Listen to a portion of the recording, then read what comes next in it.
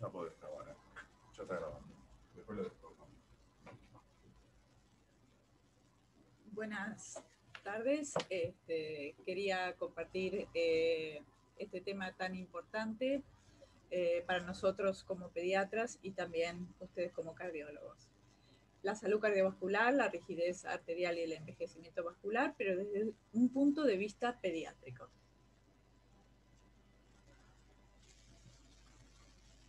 Vamos a hablar a partir de eso de la salud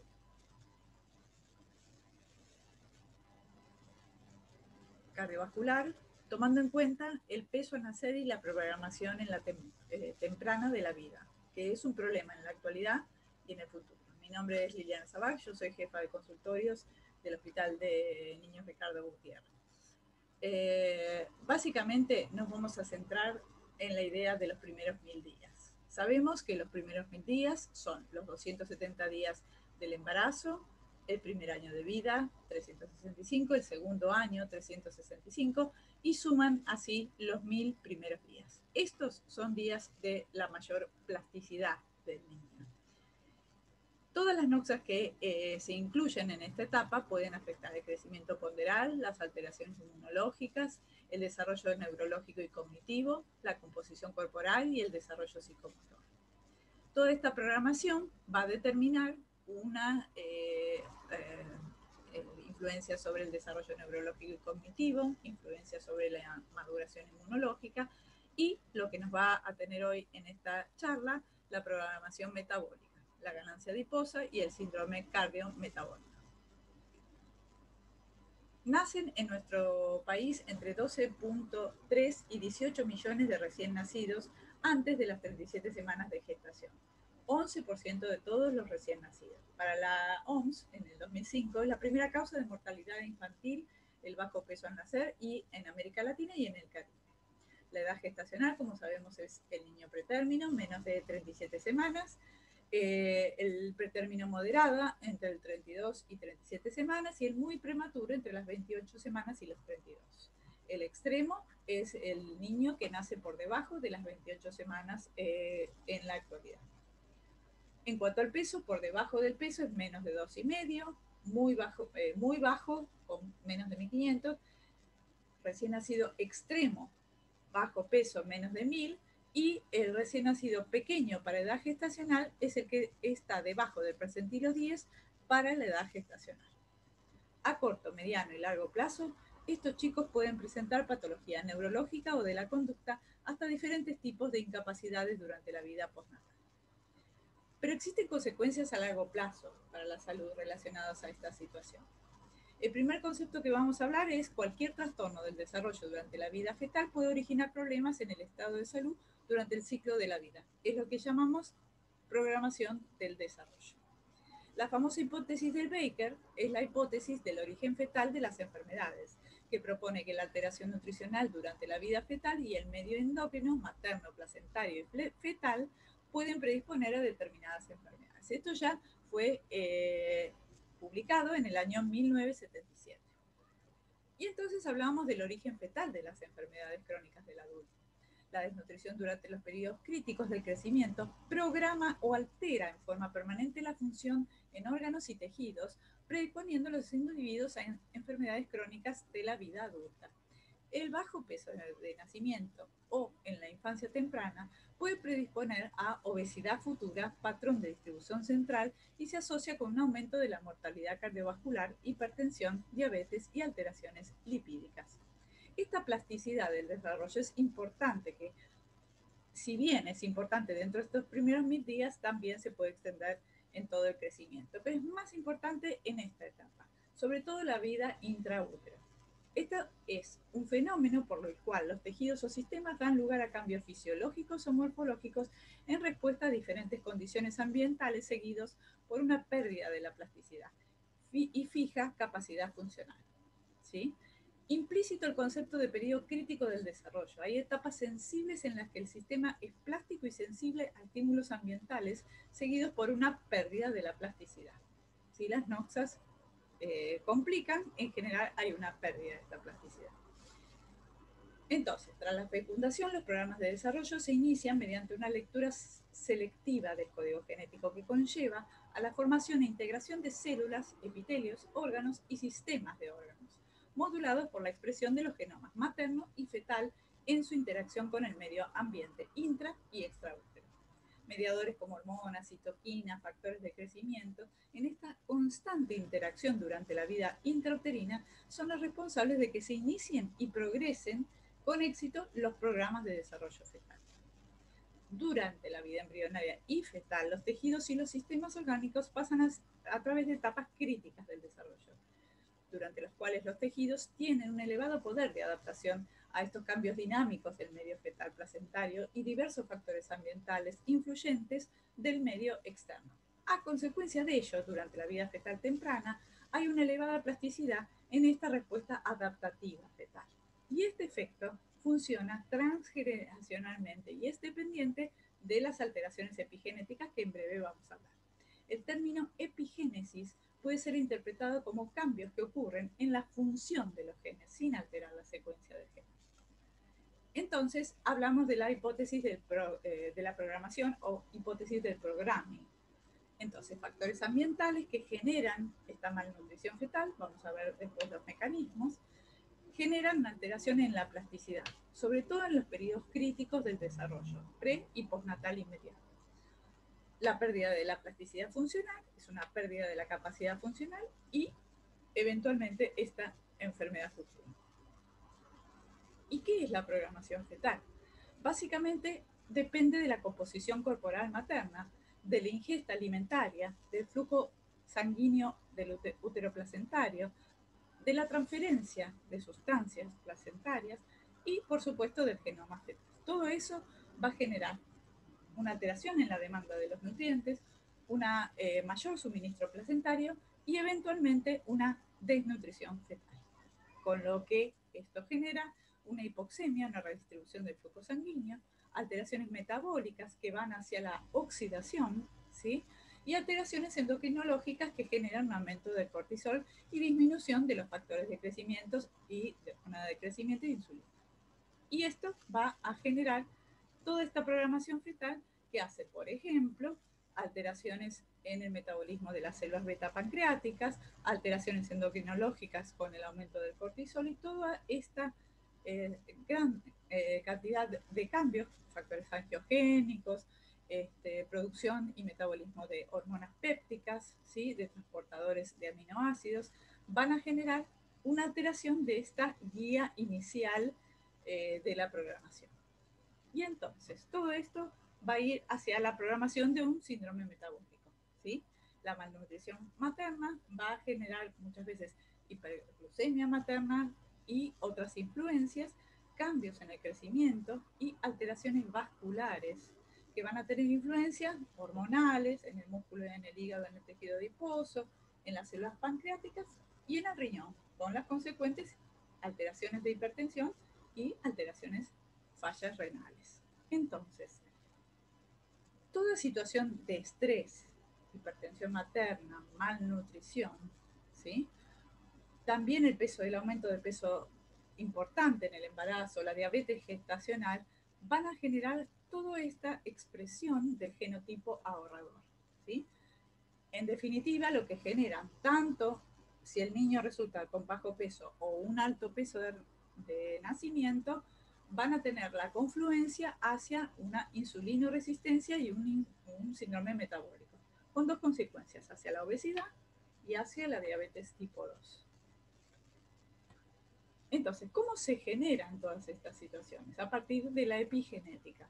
Impresión de genes, metilación del ADN, remodelación de cromatina, alteraciones celulares de la densidad de receptores, degradación metabólica de los mensajeros, cambios de estructura del órgano, a veces el volumen es menor, la composición del tejido cambia, reajuste hormonal, respuestas al estrés que son alteradas. Y otro aspecto que también puede ocurrir dentro de la biología molecular, que está relacionado con el origen fetal de las enfermedades crónicas no transmisibles, es el alargamiento de los telómeros. Los telómeros son segmentos repetitivos de ADN al final de los cromosomas. cuyo acortamiento se ha asociado con muchas enfermedades asociadas al envejecimiento. Son regiones repetitivas de nucleótidos que tienen estos cromosomas y estas estructuras protegen al genoma de la degradación nucleotídica, la recombinación innecesaria y la fusión intercromosomal. Cuando nosotros vemos alteraciones cromosómicas, muchas veces dejó de haber esta protección de los telómeros. Los telómeros, por lo tanto, juegan un papel muy importante en la preservación de nuestro genoma. El largo de los telómeros depende inicialmente de su largo en el momento del nacimiento y del grado de erosión que ellos tienen posteriormente. El grado de erosión depende de una serie de eventos acumulativos presentes en la vida intrauterina que pueden producir inflamación, estrés oxidativo, radicales libres, y daño del ADN, así como la actividad de una enzima que se llama telomerasa. Los eventos que se manifiestan temprano en la vida pueden ser factores que provocan el acortamiento de los telómeros y su erosión, y provocar una disminución de la esperanza de vida y el desarrollo de enfermedades crónicas cardiovasculares, respiratorias y metabólicas. Estudios experimentales han mostrado que el hecho de ser bajo peso al nacer, seguido por un crecimiento postnatal acelerado, está asociado con un incremento del riesgo de desarrollar enfermedades crónicas como la diabetes tipo 2. Se piensa que este hecho está relacionado con una dieta durante la gestación influyente en marcadores celulares del estrés y la actividad de una enzima que es la telomerasa, determinante del largo de los telómeros en los islotes pancreáticos. Otras variables. ¿Cuáles pueden ser? Hay un estudio muy interesante que se hizo en Canadá, en Quebec específicamente, del año 2000 a 2008, en donde valoraban todo el ambiente social en donde nacían estos niños de bajo peso. Y vieron una serie de variables, ¿sí?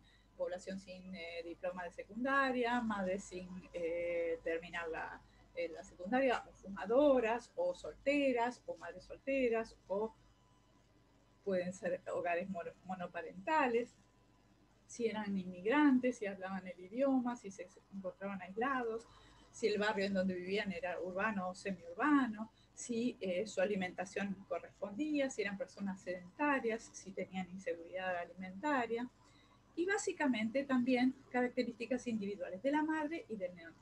La edad, el estado civil, la privación material de la madre durante el embarazo o durante toda su vida, y si había sido nacida en Canadá en este caso, si había tenido otros partos y si había tenido, por supuesto, un bebé prematuro, ¿sí?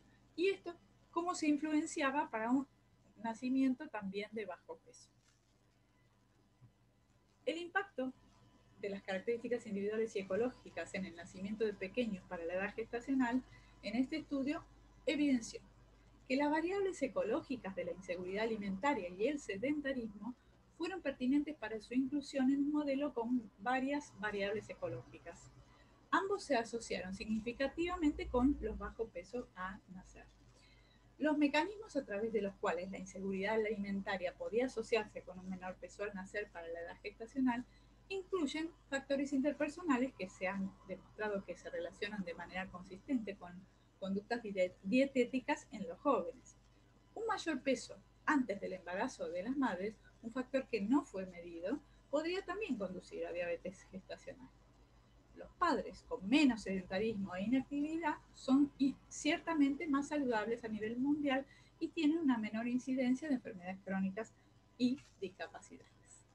Entonces, otro de los trabajos interesantes es de Bangladesh, que habla de la asociación del bajo peso al nacer, variables sociodemográficas, antropometría materna, y uno de sus principales resultados habla de esto. El peso materno combinado con la edad de la madre, el nivel educativo y el grupo de ingresos predijeron alrededor del 35% de los bajos pesos a nacer.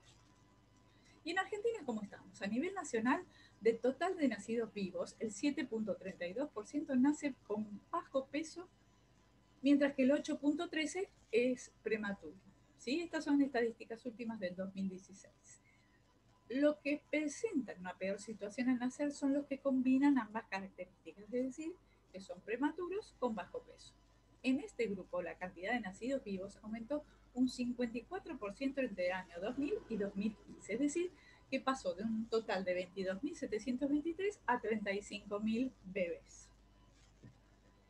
Y este aumento es importante que todos nosotros, como proveedores de salud, lo sepamos, ¿sí? Los prematuros y los bajopesos, que son una progresión geométrica de aumento.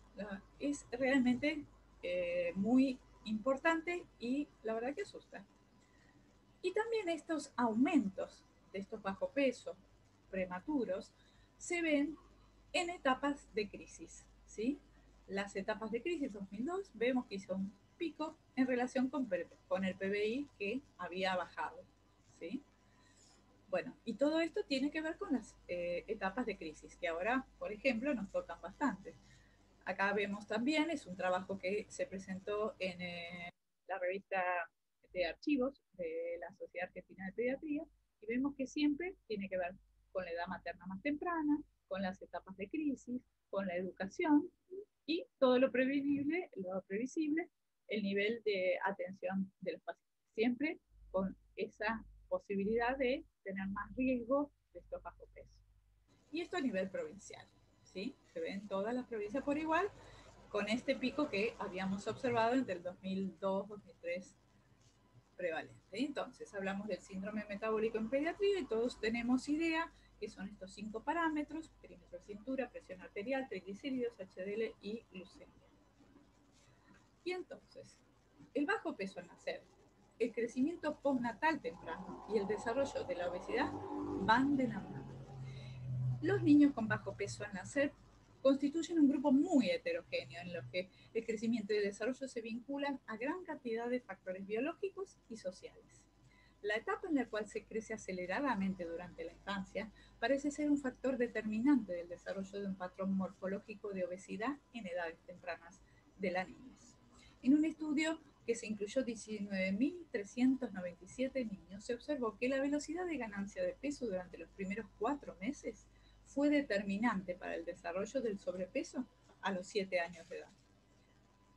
En estudios controlados siempre se demuestra que los pretérminos a dietas bajas y altas en nutrientes, aquellos que mostraron un rápido aumento de peso durante las 2 primeras semanas de vida, mostraron evidencias de insulinoresistencia en la etapa de adolescencia. Los niños bajo peso al nacer, con dietas altas en energía sumado a la obesidad materna, constituyen factores de riesgo para desarrollar un patrón de obesidad durante la infancia. Entonces, ¿el peso al nacer y el desarrollo de hipertensión también están vinculados?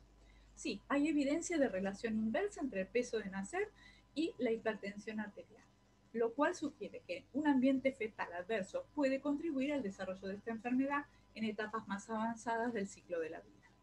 La enfermedad renal crónica del adulto pudiera estar mediada por una nefrogénesis anormal a consecuencia de esta malnutrición intrauterina.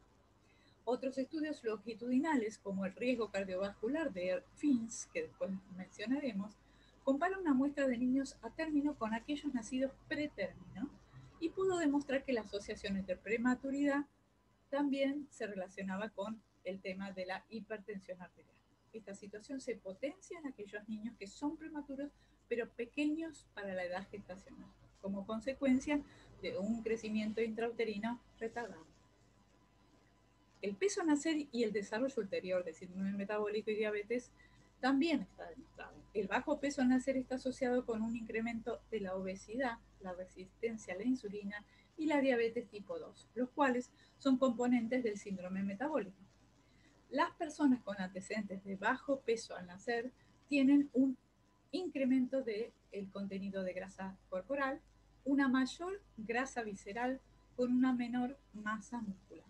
Bajo peso al nacer es una condición biológica para el incremento del riesgo de padecer diabetes ulteriormente en el ciclo de la vida. El crecimiento durante la lactancia puede ser factores determinantes en el desarrollo de la grasa corporal durante la niñez y, por supuesto, el desarrollo posterior de diabetes tipo 2. También el síndrome metabólico y la diabetes mellitus. Uno de los estudios más conocidos es el COLAUS en Suiza, en donde adultos mayores nacidos con bajo peso muestran mayor prevalencia de diabetes, obesidad y de los niveles de leptina. Además, la relación leptina-masa-grasa es elevada al compararlo con adultos nacidos con peso normal. El rebote de la adiposidad ha demostrado ser un indicador conjuntamente con el índice de masa corporal a la edad de 5 a 7 años. Los niños grandes para edad gestacional que han sido expuestos a un ambiente intrauterino, diabetes, la obesidad materna, tienen un incremento del riesgo de desarrollar síndrome metabólico. Múltiples estudios han asociado la obesidad durante la gestación y el desarrollo de diabetes gestacional con un desarrollo posterior de síndrome metabólico en la infancia. El uso de fórmulas durante la etapa neonatal con elevado contenido de proteínas ha sido identificada como predisponente a un incremento rápido de peso en las primeras etapas del desarrollo y el desarrollo ulterior de obesidad y síndrome metabólico. Acá muestra este trabajo tan famoso que habla de la ingesta dentro de los 3 a 6 meses de alta cantidad de proteínas, ¿sí? Mayor de 2 a 4 por 100 mililitros de proteína láctea, hacía que engordara con mayor facilidad y predisponía a futuro a una obesidad y síndrome metabólico. Acá está el trabajo hecho hasta 11 años después, esta tendencia se ratifica. ¿Cuál es el significado que tiene el conocimiento acerca de la programación temprana de la vida en el desarrollo de enfermedades crónicas no transmisibles? Para el pediatra general y el médico de familia en particular, primero, podemos prevenir el impacto de enfermedades crónicas como la obesidad, el síndrome metabólico, la diabetes mellitus, así como las enfermedades cardiovasculares. Hay que implementar estrategias para la prevención de enfermedades que pueden tener sus inicios en etapas tan tempranas iniciales del desarrollo intraútero. La prevención del bajo peso al nacer con el desarrollo de medidas que permitan el control del sobrepeso y la obesidad materna, la diabetes gestacional, el hábito de fumar, por supuesto, y una adecuada alimentación complementaria inicial. Es importante el minucioso control del crecimiento y el desarrollo durante las primeras etapas de la vida, sobre todo en los niños que nacen prematuros y con bajo peso al nacer, para evitar que el crecimiento postnatal acelerado sea un factor de riesgo para este niño. Mantener la rigidez arterial baja desde una edad temprana, en lugar de aplicar estrategias terapéuticas años más tarde, cuando ya se han desarrollado altos niveles de rigidez. En conclusión, comprender la importancia del conocimiento de los mecanismos y las consecuencias de una programación temprana de la vida constituye una piedra angular para la prevención de las enfermedades crónicas no transmisibles. El pediatra debe tomar un rol activo importantísimo, desde lo individual hasta lo comunitario, en esto que venimos a llamar prevención primordial. Y esto es un chiste visual para que les quede la imagen, ¿sí? Podemos ponernos en esta fila o en esta otra fila. Muchísimas gracias.